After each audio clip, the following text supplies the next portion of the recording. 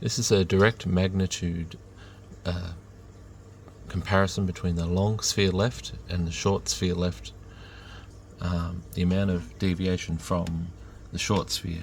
So this is showing the bass problems we had, and it's also showing what I thought was the hi-hats drifting left.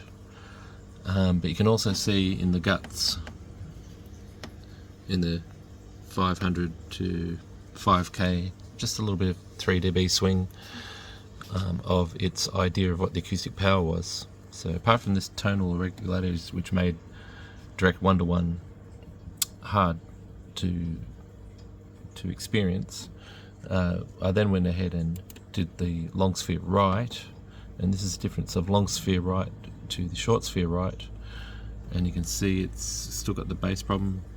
It tracked the treble a little bit left, and the drift here is still in that 2 to 3 dB wiggle in the middle there. And the other thing I didn't quite get around to saying is, was the center tighter if I listened to both the longs? And I said I might have needed a bit more listening, but this is assumed short sphere is perfectly pinpoint, and this would be theoretical movement in long sphere pair. So that's just dragging through the 180 up to about 1k. So in this first octave, it's pulling right a bit, perhaps, and giving us a 3 dB swing of thickness in the middle. And here it's pretty tight, can't complain, 1 dB, probably couldn't tell. And if you include this little bit, maybe you could say the image drifted into that fuzziness in the middle. So I thought that generally, tone-wise, it left a lot of bass out, but that could just be my sub doing that. So I'm going to have to do full single speakers and have the shootout proper with long sphere. The other problem with long sphere, it was very hard to actually physically perform with the seats in the way.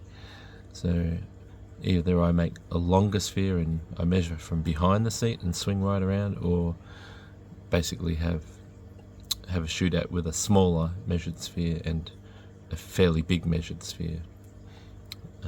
That's about all for this one video. I'll quickly show you. That was left side long versus short left side, and this is right side long versus short side, short sphere right side.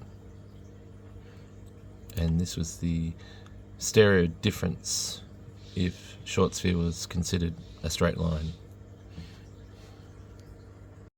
And this is the main left-right difference if measured sphere is assumed accurate and B line is put in as a reference.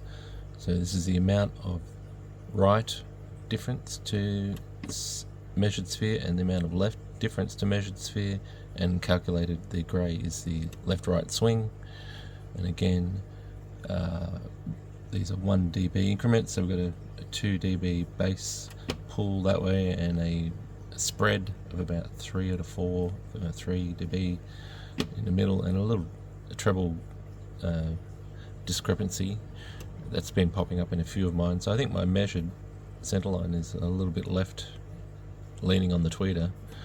So when I was pointing at the bushes and stuff, I would have been seeing this trend of feeling this extra width of about 4 dB spread in basically, you know, the chunk of the music.